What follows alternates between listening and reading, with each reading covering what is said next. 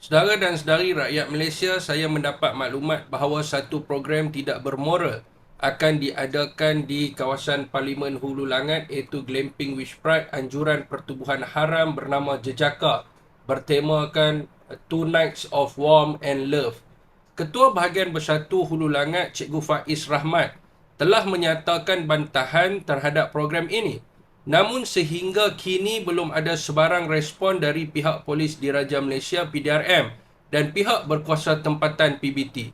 Sedara, program ini dijangka akan diadakan pada 17 dan 18 Januari 2026 di Parlimen Hulu Langat dan promosi giat dilaksanakan oleh kumpulan Sonsang ini.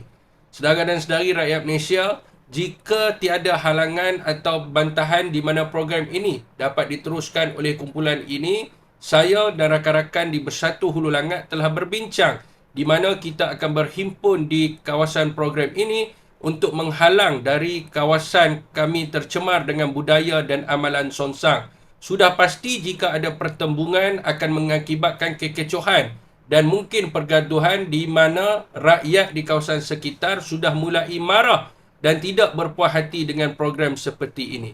Saudara dan saudari, ini bukan ugutan tetapi pemakluman awal kepada pihak berkuasa di mana jika mereka tidak mahu perkara tidak diingini berlaku, lebih baik halang dan batalkan program yang akan dianjurkan ini.